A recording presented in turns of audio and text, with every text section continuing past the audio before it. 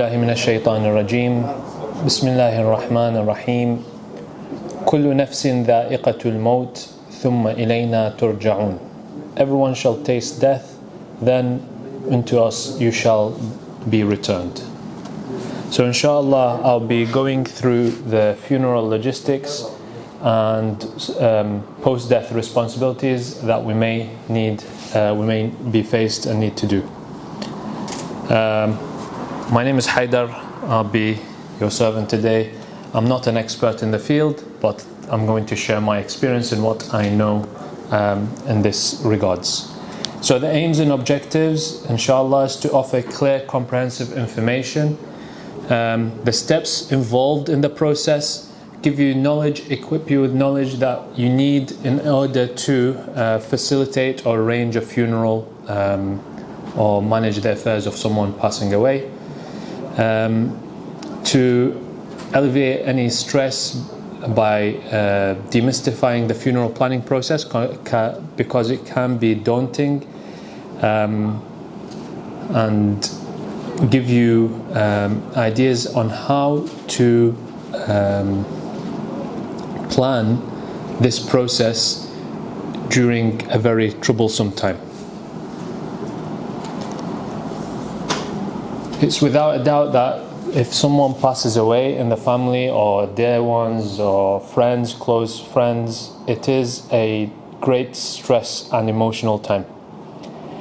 And sometimes you might know the processes of going through the funeral process, but at that time you'll be either too emotional or you become too blurred on what to do.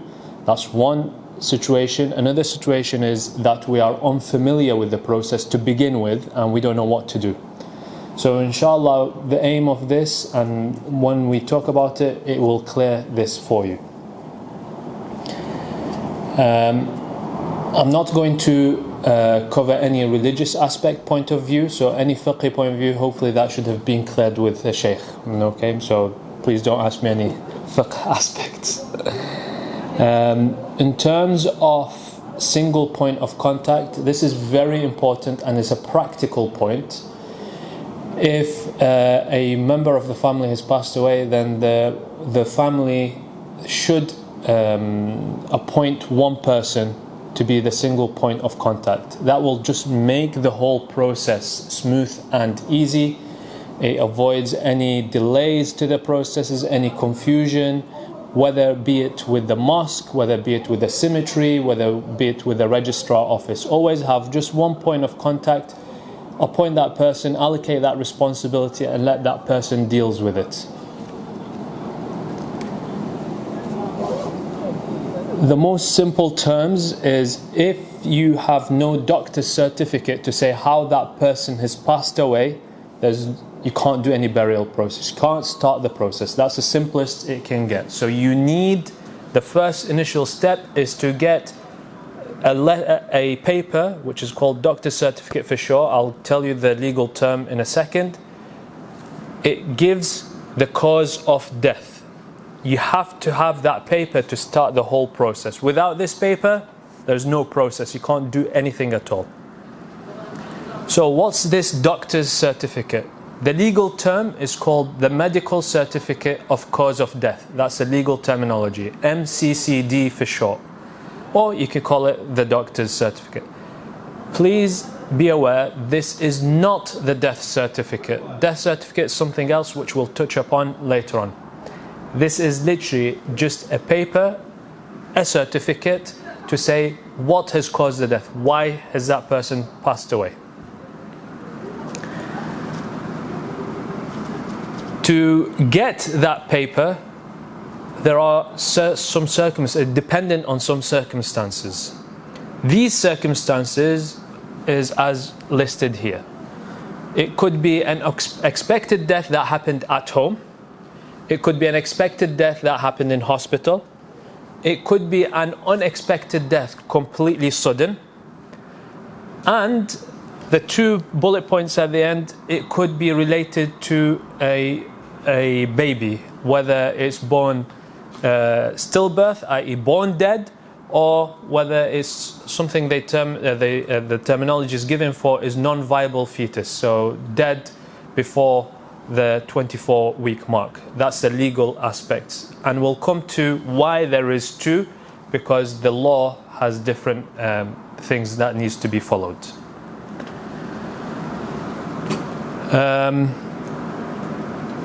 The first two, the expected death at home, expected death in hospital, the stillbirth and the non-viable fetus, these can be mostly very smooth process, and you can get that certificate which says the cause of death very readily and quickly, in most cases.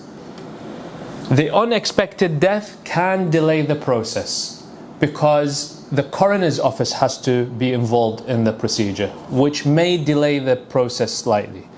Now, it was highlighted to me during COVID, the coroner's office and that process takes 28 days, up to 28 days. So just bear that in mind. Now, when someone passes away, it is a good idea to contact your local mosque or the local facility for washing. This is purely to give them heads up. This is not the call that you're going to make to tell them, right, get everything ready, we're coming now, we need everything to be set. No, this is a heads up call to say, guys, someone passed away in the family. So that single point of contact that I mentioned calls and says, someone passed away in the family, I am going to start the process. I'll give you a call maybe later today or tomorrow to initiate the washing facility and the rest of the process. Now, there are obviously Dar Al-Hadi, you've seen there is washing services here. Jami' Hussein in Cheetham Hill also has a washing service there. The point of contact is Brother Imtiaz Kazmi. I don't know the phone number. We can get the phone number, but the phone number for Dar is this one here. You can make a note of it, and basically this phone number will, if you call the phone number, you say we have a janazah that's going to come, get the team ready, and they will post it on that WhatsApp group that sister mentioned, and whoever is ready, they'll be called to come for a specific time. Okay, but like I said, at this stage you're just informing death has occurred. You're not getting everything because you have not got the paper just yet. Okay, you need to get that paper which says the cause of death to start the process. Your local mosque is not only there for the washing services. You can also possibly use your local mosque for the rest of the funeral services, or maybe book the room so people can pay their condolences. And also the salat is done here, or sometimes it's done in the graveyard. That's depending on the practicality at the time. But mostly the body gets washed, brought into this prayer room, they do salat janazah, then they take to the cemetery. Okay, so we'll start with the expected death at home. This is the first circumstance out of the 5 bullet points that we mentioned. So if the death was expected, usually the doctor is aware, your GP is aware, because they come out, they do home visits. Especially if the patient is in what they term it as palliative care, end of life, where, for example, if they're cancer patients, then the doctor and the GP usually do have home visits. And this GP, if the death has occurred at home, you contact that GP and you tell them that X person has passed away, and the doctor will issue the formal notice or the doctor certificate, the MCCD. Now, this is a straightforward process unless the doctor has not seen the patient for 14 days. So let's say that the doctor has visited the patient on the first day of the month, and then the patient passed away on day 17. Outside the 14-day window, there is a legality aspect to it. The doctor cannot issue that certificate, the cause of death, straight away. They have to contact and be in contact with the coronary office. Now, if the cause of death is obvious, let's say the patient is having had cancer and it was end of life anyway, but it just happened to be outside the 14 days, sometimes the paperwork can be done quickly. However, if there is another cause of death outside the illness that the GP has spotted, then the GP will liaise with the coronary office, and then the whole other process starts. If there is expected death in the hospital, then usually obviously the patient is under the hospital staff, so they are aware with what's going on. They know usually the cause of death, etc. If the person has family members at the time of death, just makes things easy. They will give the certificate to the family member. If there is no family member with that patient in the hospital usually contacts next of kin. And this is important for you, for everyone, for me, to update that next of kin contact number. So you need to mention who your next of kin is, name and number, because that's the first point of contact the hospital will make. That next of kin, basically, it just gives ease for the hospital to get in touch with someone that will start the whole process. Not necessarily that this person is going to do the process, but it's a mean of contact to get the ball started.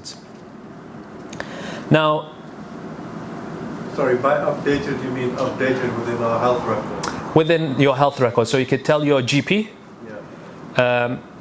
not your dentist, because dentist is not linked to what they call NHS Spine. Pharmacy, not all pharmacies have that link to the NHS Spine. The best one is GP, definitely GP. Or, God forbid, if you have a visit to the hospital for an appointment, they usually give you a form to fill in before your appointment.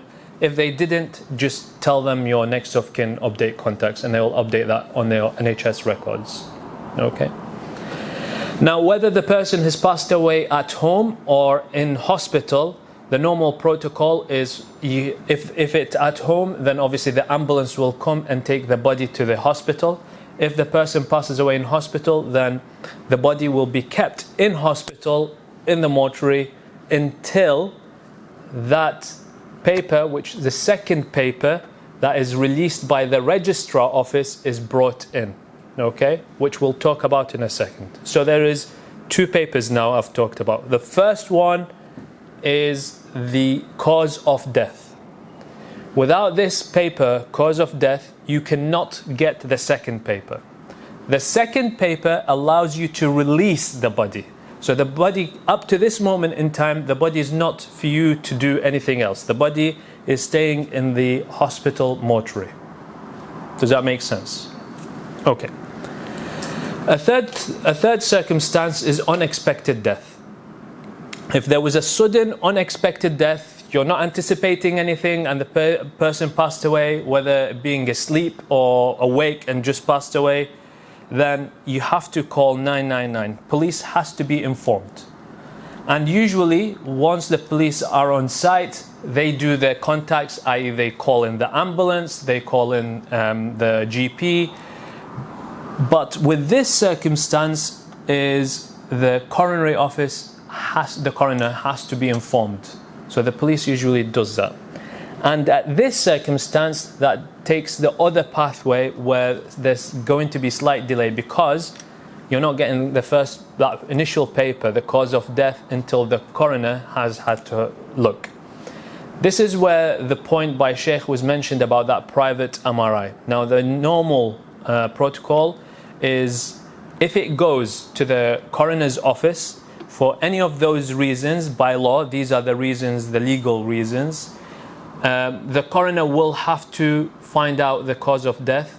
And the automatic process here, at least in Manchester, is the normal autopsy, which is an invasive route where they have to cut the body, take the parts that they need to take, investigate it, and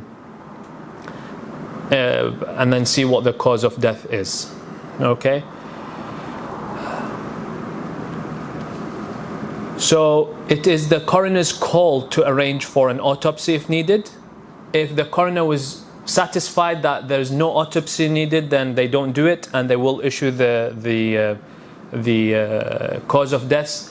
For example, like if it was, okay, the patient was ill, but it wasn't expected to die, but the GP can speak to the coroner and say this is acceptable in that area, then that's when they don't do it. But the normal process here is an invasive autopsy where they cut the body and deal with it to find out the cause of death.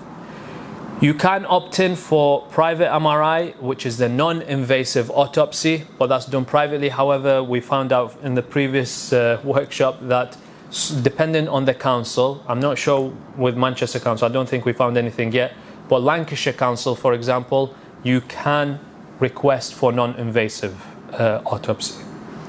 Now, I've mentioned that no consent is required because if the coroner decides to go for autopsy, you have no way of intervening in to stop that autopsy. That's part of the legal process. However, they are very understanding. They accept or they understand the religious aspects and the dignity of the deceased person.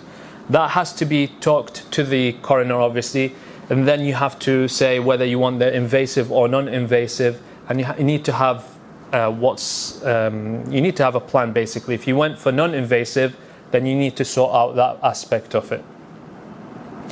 But this process can take some time, it can delay. So remember when I said if you give the local mosque heads up, for example, obviously this funeral process isn't going to start until you get that letter of cause of death. Okay. These private services and 3D scan, are these available like over the weekend and 24 hours? Or It's a private service, so I'm assuming it is available, but it's costly. So in Bolton, for example, is 885 for a scan and 2 scans and report or something like that. If the coroner wasn't satisfied and required further scans, that's going to be extra cost. So it dependent.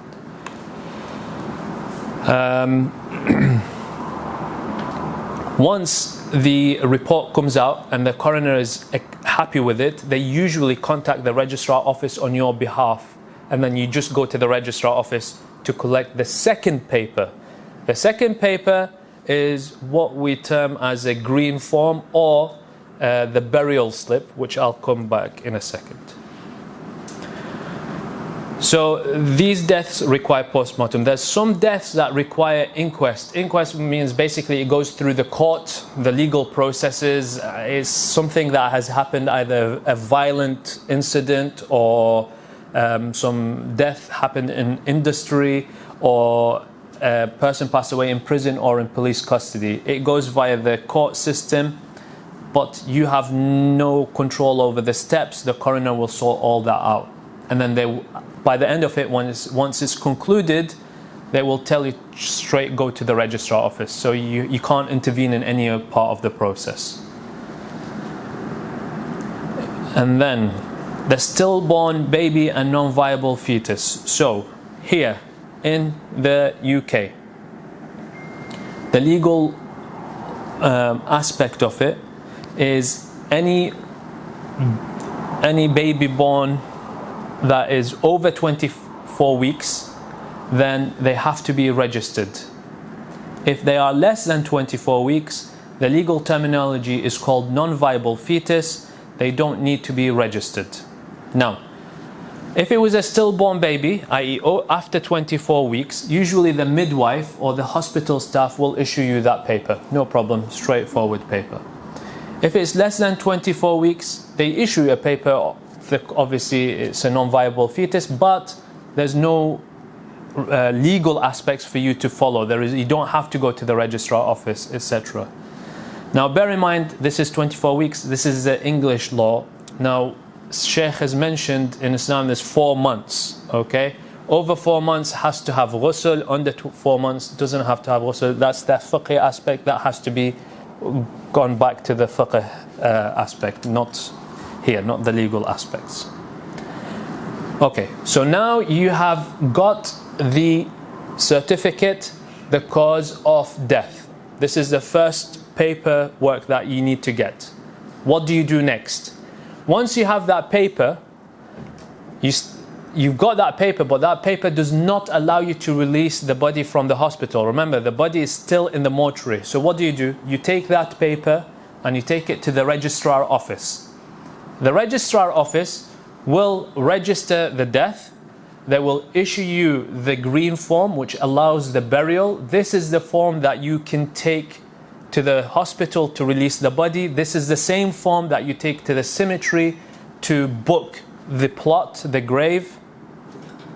And wherever you are, which council you belong to, that's where you go and register that death. Okay?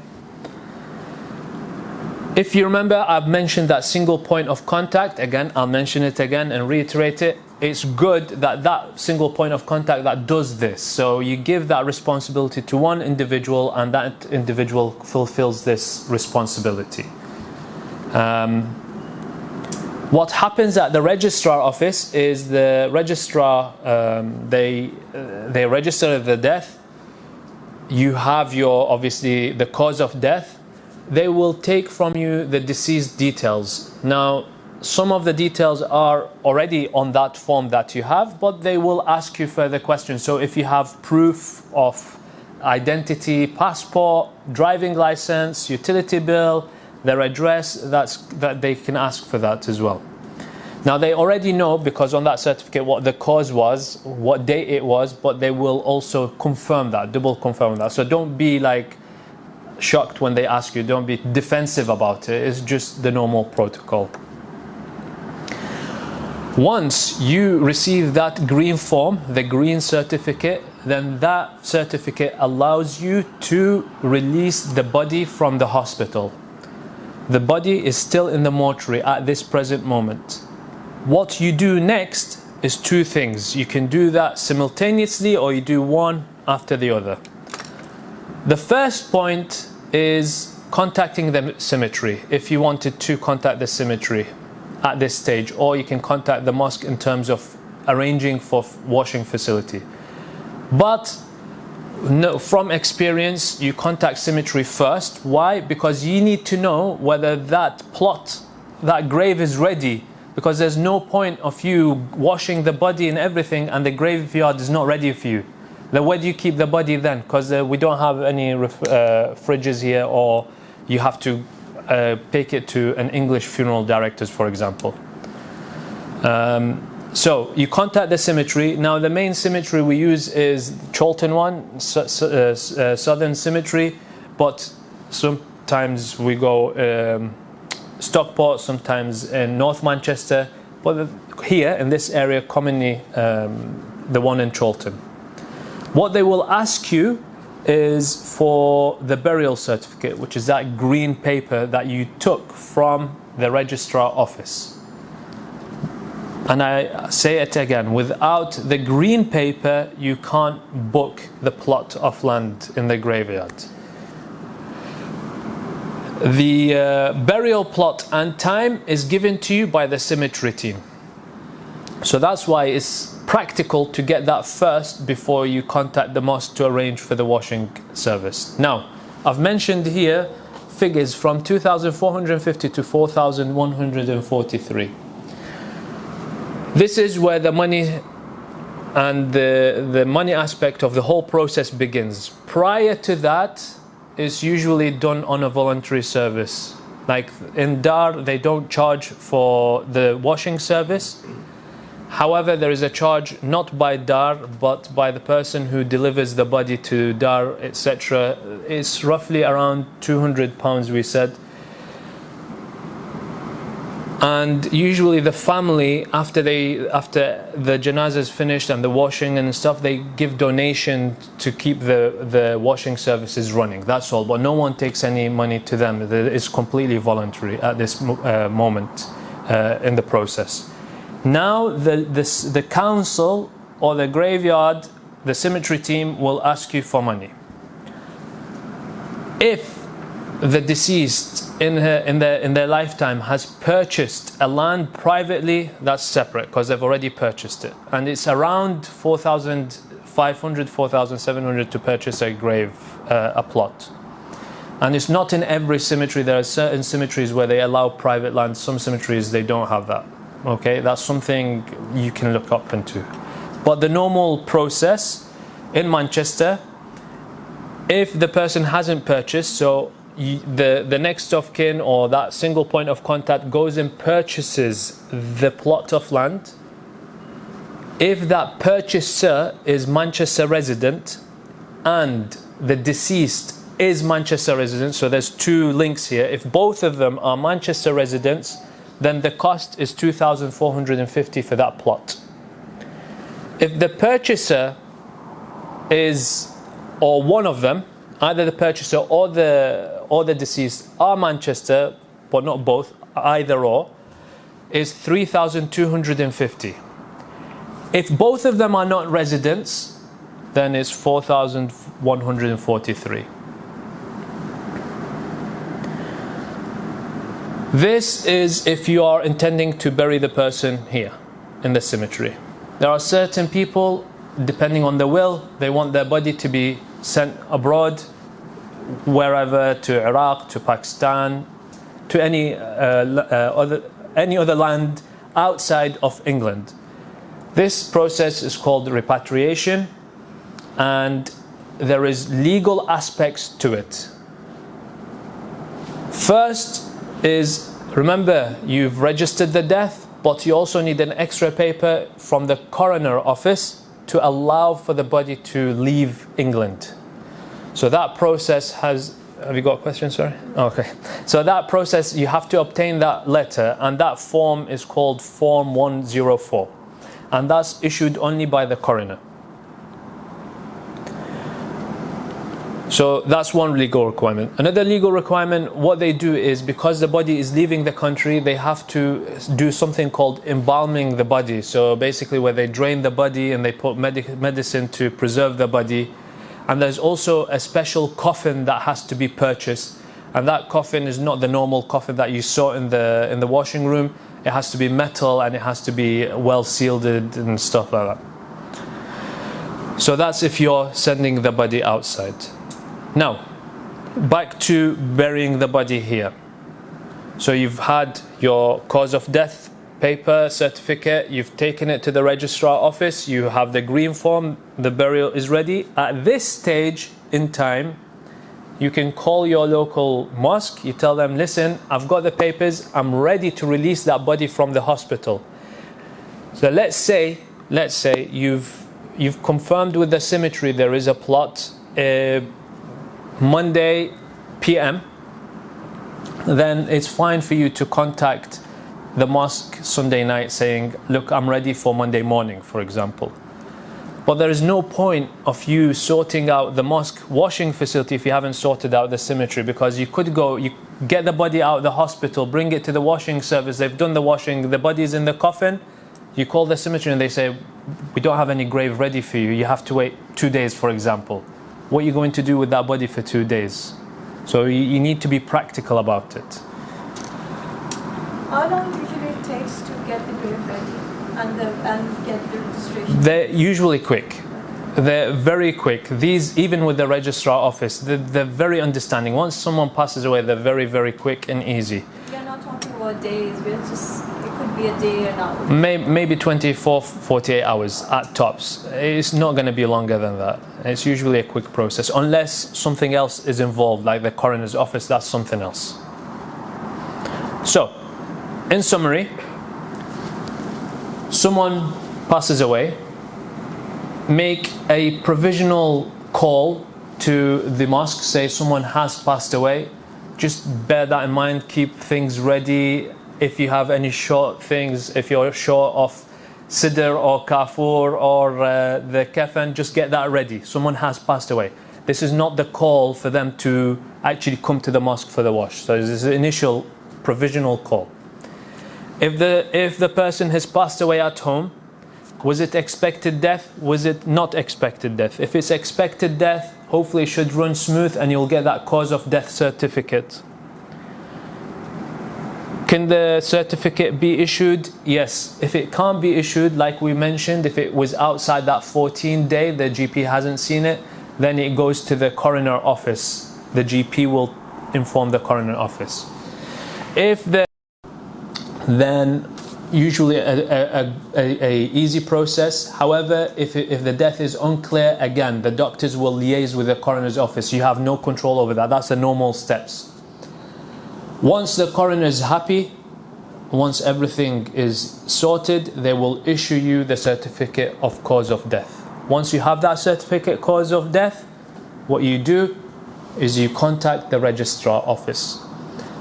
Contact the registrar office to obtain the burial slip, which is that green form, the green certificate. That allows you to release the body from the hospital mortuary.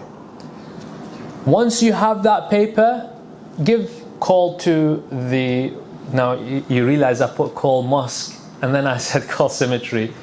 Practical aspect, arrange with cemetery, have that ready, then call the mosque. But this is interchangeable because usually the mosque is ready. Like we said earlier, you contact that WhatsApp group and people are trying to get ready within to be ready for 24 hours or 48-hour call. Once that's sorted, you arrange your transport and then you head towards the burial, defin, and the final time there. إن لله ما أخذ وله ما أعطى وكل شيء عنده بأجل مسمى والحمد لله رب العالمين. صل على محمد وآل محمد. Any questions? Can you put this on the group? Yes, we'll put it on the group. I don't know if it's worth mentioning, but at the time when it was the death certificate, I think, or the burial slip, we got a few copies just in case. Yes, so you can get extra copies of the death certificate because that death certificate can be used in other aspects such as inheritance, pension, all that. But usually you can, once you inform the registrar, they can inform the other bodies like the pension scheme, etc. It all gets informed. But yeah, you're right, you can get other copies like spare duplicates. What happens with the pension scheme if the person has a pension scheme and they don't have a will, for example, then what happens with that? From a legal perspective or from Sharia perspective? Sharia perspective, I have no idea. You need to ask the Shaykh. From legal perspective is they will deal with that. They will get in touch with the next of kin. So if it was husband and then wife, if it vice versa.